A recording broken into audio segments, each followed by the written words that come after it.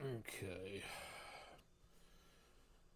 There is one more gremlin around here that tries to get things messed up. I'm going to have to send this computer system back to its original owners, and as of right now, I don't know, let me see.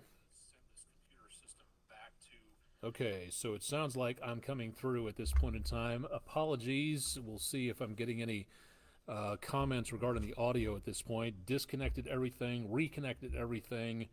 If you've ever worked if you've ever done this solo before, you don't have a producer or anybody else helping you out with stuff like that, things can happen. So apologies for the glitch that we had just a little while ago. It sounds like I'm coming through on my phone. Twitch TV audio levels are good. Everything's showing up there. So if you can't hear me, throw something at the screen and let me know in the comments section. But assuming everything is working pretty good here, and Facebook is following along with the closed captioning, so apparently I'm understood. Something I can't always say, given depending on how long I've been up doing severe weather at some point in time. Key frame rate too low. Hopefully that's not going to be an issue there. If not, I'm going to have to take this microphone and throw it out the window and start all over again here. All right, let's go ahead and give this another try. 10 o'clock Eastern time on the nose. If you're just tuning in on Twitch or Facebook Live, this is take two. We've been experiencing some issues here tonight. A lot of issues with this blankety blank system here, and I'm sorry for swearing in front of everybody, but computer issues do that to me at some point in time. Working in TV news, yes, I know you have to accept that and deal with that as much as possible, but unfortunately, stuff like this has a tendency to happen from time to time. Where are we? Okay, Wednesday night, the 25th of October, the last Wednesday of the month. Where has the time gone?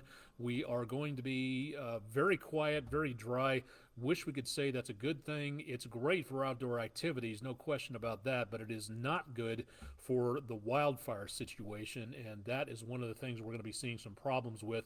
We've picked up a minuscule amount of rainfall, fractions of an inch for the last couple of months, and that is why we are so far behind on the almanac. We'll take a look at that in just a little bit, but we'll also see that we may be winding up with a record-setting October in the next couple of days. I'm going to have to check the National Weather Service records to see where we are winding up.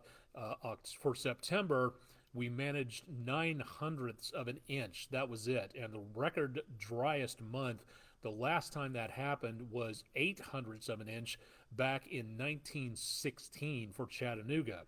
As of right now, well, let's just go ahead, instead of just watching me talk, let's go ahead and pop on into what we're talking about here for tonight. So far this month, and we picked up a little bit in the last couple of days, we were looking at about 8/900ths of an inch at some point in time. Now we appear to be, again, about 29/100ths of an inch. That's not too terrible, except if you consider we should be at least 2.5 inches on top of that for the entire month. So this could go down as one of the driest Octobers in Chattanooga history. Whether or not that happens, we'll have to kind of wait on that. 6 inches plus behind for the year. So we are way down on rainfall, and our current wildfire situation definitely reflects that. Very close to our normal low, way above our normal high. We did not hit 80 degrees today, so that's saying something, although not much. The U.S. Drought Monitor updates their map every Thursday, and we should see tomorrow whether or not this changes greatly, but most of the News 12 viewing area picking up again a severe drought marker. Now, last week's rainfall that we picked up earlier during last week, not really enough to help us out. Hopefully it will be enough, but I doubt that a lot of this is going to be changing, and especially down to our south, severe to extreme to exceptional from Jackson, Mississippi, close to the Crescent City, all the way over into East Texas. And that is where things are really looking exceptionally dry. That is also where we have been picking up the heaviest amount of fires breaking out. Now, again, some of this is agricultural burn-off. There's no question about that, especially if you take a look at this area over here. by the Mid-South area. Arkansas, Missouri, there's an awful lot of rice fields over here, and farmers annually burn off that stubble. Some of them plow it under, but a lot of them just burn it off, and that's what you're seeing here. But most of this is just pure spot fires that pop up, and these are just within the last 6 to 18 hours of popping up. So from Virginia and Maryland and the Delmarva Peninsula all the way back to Texas, where the exceptionally dry conditions are, that is where we are seeing again the potential for problems out there. If I'm not mistaken, the state of Alabama did a statewide issuance of its fire alert. Now, that doesn't ban burning.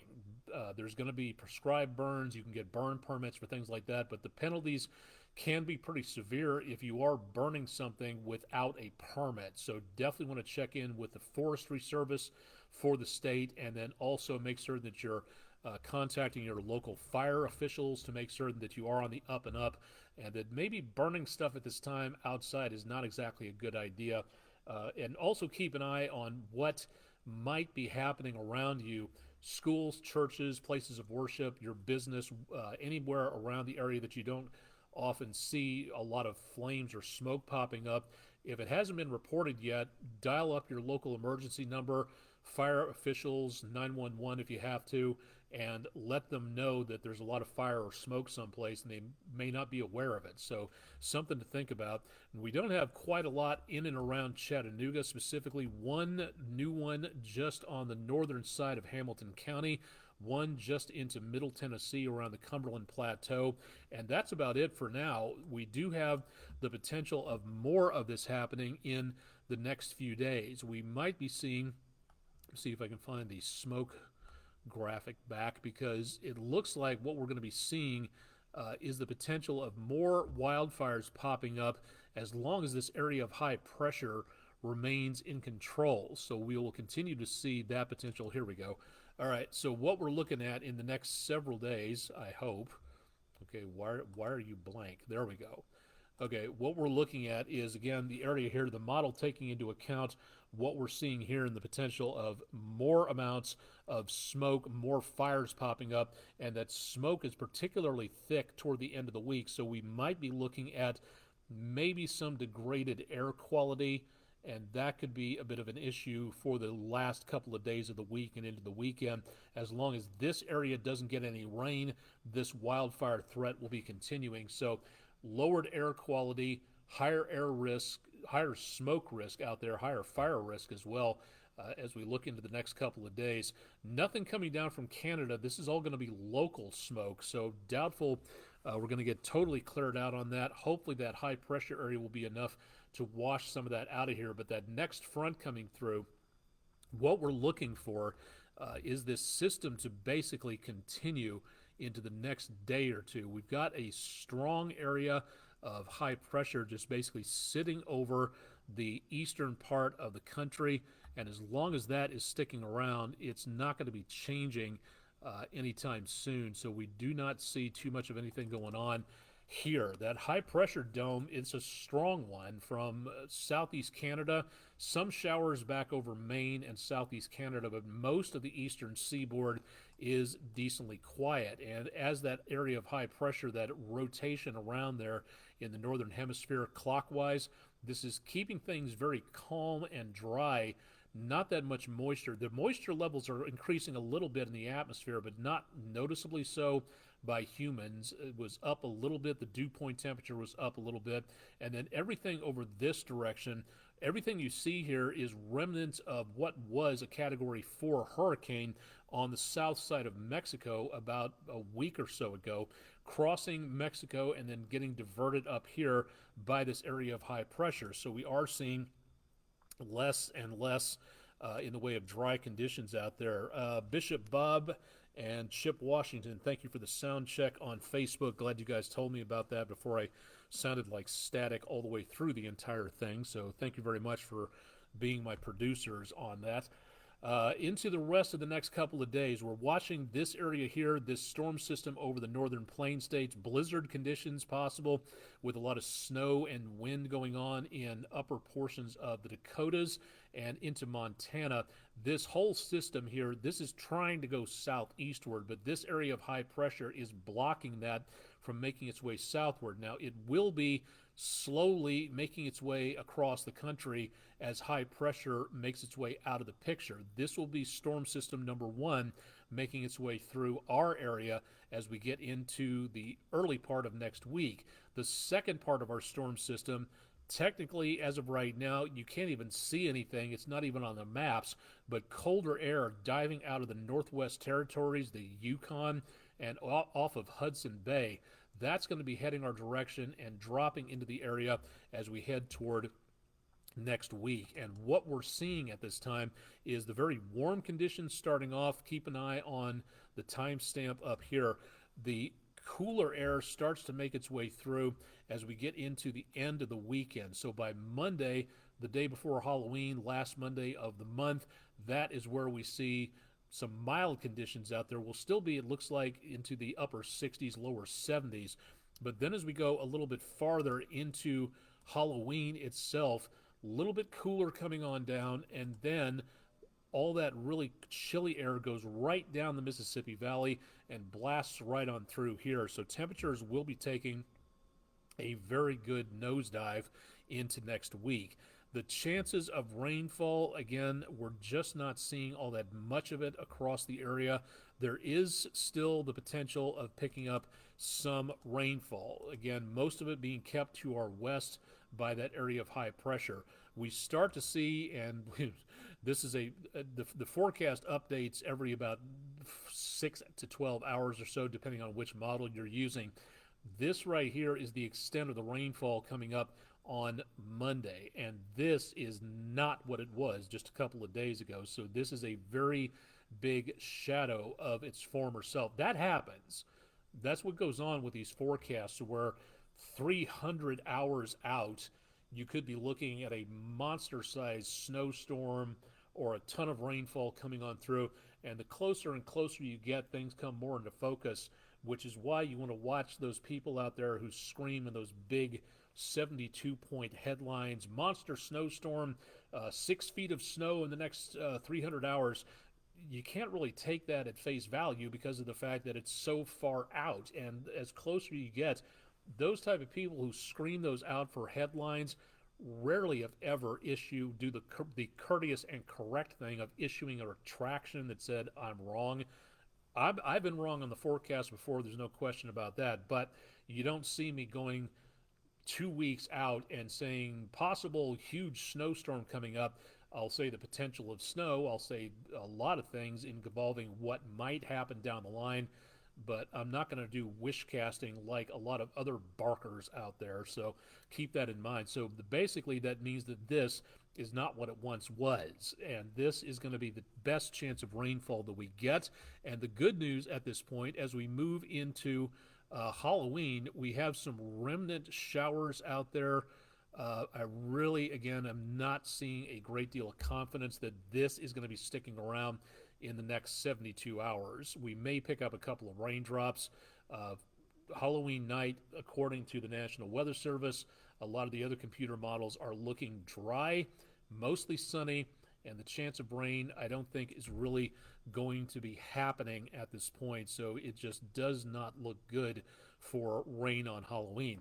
What we are seeing is the colder air taking some of that leftover moisture and turning it into winter-type precipitation between St. Louis and Chicago, and then also back into the northern Appalachians and over parts of the Great Lakes. So not a lot possible out there where that's concerned, but it is a good sign that we are heading toward that time of the year. So something to watch out and a lot to pay attention to. So keep it tuned to News 12, and we'll let you know more about that in the next several days. Here's the way it looks like it's going to be shaking out for now for us. Temperatures very pleasant in the next couple of days, upper 70s, lower 80s, about 10 degrees above normal for the weekend. Great for outdoor activities, but way unseasonable for this time of the year. Upwards of, again, the lower to mid 80s. Then watch what happens as we go into Monday. That front finally ekes its way into the area. Mid to upper 60s, maybe some lower 70s if we get enough sunshine, and then into the mid 50s for highs on the first day of November. So going from 10 degrees above normal to nearly 20 degrees below normal in the space of a couple of days. So this is going to be, it's not going to be fast because it's going to take several days to get through here, but it is going to have a major impact on our temperatures into the next couple of days. So at least through the weekend, you got no problems for outdoors. Rain chances, such as they are, arrive on Monday. And then by next week, so far, I'm going to keep Halloween as sunny but decently cool. It'll probably be pretty brisk by the time trick-or-treat time arrives on Tuesday evening when the sun goes down. So I would expect mom, dad, whoever going out with the kids is probably going to need to bundle up. And if there's any wind left over, Darth Vader's cape might get tossed around a little bit, but hopefully you won't need to carry an umbrella with the costume out there. So definitely good news on that. That's the way it looks like right now. This will change, so keep it tuned to News 12, and we'll let you know more about what's going on in the semi-near future. And boy, we could use every single drop of what we're looking at on Monday, and we could use that a lot quicker than what we're going to be getting anytime soon. Thanks to one of our own co-anchor news at News 12, Emily Casulo. Some autumn sunshine through the trees from Apple Fest. I have not been to any of these festivals yet. I got to get out there and take a look around. Thank you very much, Emily, for a beautiful view there. If you've got a picture for our West Shore Home Weather Window Picture of the Day, send them in to us. We'd love to show everybody what you're looking at. You can be anonymous if you want to, but just give us a description of what you may be seeing out there. Saves me from having to make things up as we go along. Beautiful temperatures out there for right now, and the trees starting to change quite nicely from earlier tonight on the Twin Creeks observation cam from Great Smoky Mountains National Park. It looks like we have hit peak color in parts of the Smokies. Beautiful conditions out there for tonight. If you want to see some of the other cameras that we posted earlier on, some amazing colors going on at this point. Greater Chattanooga orthodontics bus stop forecast. Again, a few clouds tomorrow. Not as chilly as it was the last couple of days, upper 50s to lower 60s, and then back close to 80 degrees, so should be a good trip home for the kids into around tomorrow afternoon. Doing a swing of the golf club and trying to avoid that pesky gopher. It is going to be mild. Forget the cardigan, grab the water bottle instead. Temperatures again around 80 degrees for tomorrow afternoon. And the rest of the week looks to be very dry as well. Poor conditions for catching a fish, according to the website that we use. Why it says poor, I don't know, but I'm not a fisherman. I don't understand these things. But the winds out of the south at about 5 to 10 miles an hour. Great for camping outdoors, no question about that. But please use caution with anything involving fire or flame out there in the near future with what's going on. The Scenic City Shakespeare Group is putting on a presentation of Shakespeare's The Winter's Tale, and that will be coming up Friday and Saturday. The tickets are almost sold out. They're free, but they're going fast. So this may be a final two-show sold-out performance in and around the area of Greenway Farm in Hickson. If you'd like to attend, you can get your tickets through the website at sceniccitysshakespeare.org. Again, tickets are free. The space is limited, though, so get your requests in through the website ASAP if you want to see this. There are no seating areas provided. You got to bring your chairs and blankets with you, but seating is not provided for this. So, again, get that done as soon as you possibly can. Should be looking great out there for both Friday and Saturday. These are the two final performances that were going on through the entire month. Maybe a bit breezy Saturday early afternoon right before performance time, but I really don't think that it's going to be blowing the bear around the stage at this point, so good news on that. One of my favorites, as it has the stage direction, exit pursued by a bear. And when you have that in there, you know you're looking at good theater. So check it out, sceniccitysshakespeare.org for more. Barnard Astronomical Society will be holding a star party coming up. The next one is Saturday, Veterans Day, in the evening at nightfall, 5:30 to 10 p.m. That's Eastern Time there at Harrison Bay State Park in the Recreation Hall parking lot. Numerous telescopes, astronomical experts, if you'd like to quiz them and ask them about Maybe I'm buying a telescope for someone for the holidays. What do I get for a beginner? What's the best equipment for an amateur to use? What's that constellation and star I'm looking at? This is the place to go to. So if you'd like to know more about that, again, you can find out more at facebook.com/barnardastro, or go ahead and go to their website at barnardastronomy.org. You may have seen our special tonight on our Weather in the Classroom program brought to you by Food City. If you'd like to have our weather experts in the classroom, please let us know. WDEF.com/weather, and then click on Weather in the Classroom. This is now the time, right now, when nothing is going on. This is the time to make certain that you are prepared for severe weather. And remember, late October, early December, that's the second severe weather season peak around here. And the second severe weather season peak, now is the time to get ready for that, when nothing is going on. Right before the storm arrives is not the time to be fiddling around with this radio to figure out what's happening. We can help you program the radio so that it gets the warnings you want for the counties you want listed and nothing else. And that will help you stay a little bit more focused on what is going on. These should be in every school, every place of business, every place of worship. Every home in America should have one of these things, especially here in and around the Tennessee River Valley. We don't have tornado sirens here. We have the sirens that will alert us if, God forbid, something goes wrong at the Sequoia nuclear power plant up the river. But hopefully that never happens, and we don't use those for tornado sirens, so you got to have another way to stay informed. So if you'd like to know more, WDEF.com/weather, and we can help you program that and make sure that you are ready for severe weather. Thanking the National Weather Service in Nashville for putting on their Weather 101 program. Tonight, the program topic was flash flooding.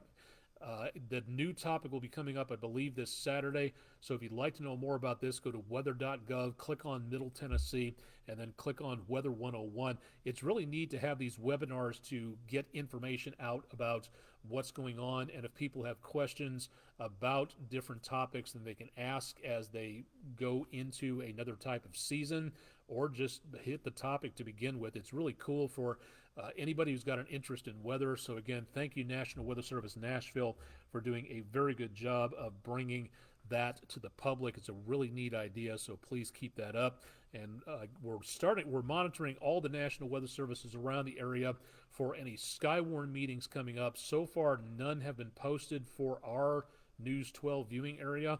Hopefully that will change in the semi-near future, but for right now, there's nothing to tell anybody on that in and around this particular area. All right, I think that should do it. Again, apologies for the audio problems as we started off. If you want to hit me up on social media, I'm all over the place. We're going to be posting this, as always. You can pick up the repeat of Weather Overtime at our website, WDEF.com/weather. So stay tuned for more there. We'll have more for you coming up as we go into Thursday night, as we look a little farther ahead into the weekend. Chip Chapman will have your forecast bright and early on Thursday morning. Let's see here. Reggie Mullinax, quick question on Facebook Live. Any chance of outdoor faucets at the barn freezing on Halloween?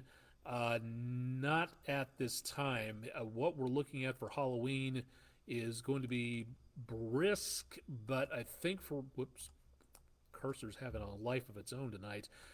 For Halloween night, I think back in the mid-30s. It might be a little cooler in the higher elevations around here, but again, I think that's going to be it. Now, toward Wednesday night and into Thursday morning, yeah, there is some signs the National Weather Service is looking ahead and showing the possibility of some frost out there. On this forecast, I'm saying mid-30s for Tuesday night, late into early Wednesday morning, but I'm not seeing anything at this time that shows a widespread killing frost. Now, the average first frost around here is in about the first week and a half of November, so we're coming close to that. Good question on there. Thank you, Reggie Mullinax, for asking that before we hopped off here real quick. Again, I'm Chief Meteorologist Austin Onig. This has been the Wednesday evening edition of Weather Overtime. Thanks for sticking with us through the audio difficulties. Apologies for that. Going to have to flog the computer here and make certain it's working before we go on the air tomorrow. Stay tuned for more with Chip Chapman tomorrow morning, and I'll have more details with you tomorrow evening on News 12 on air and online. Thanks for joining us for Wednesday, October 25th.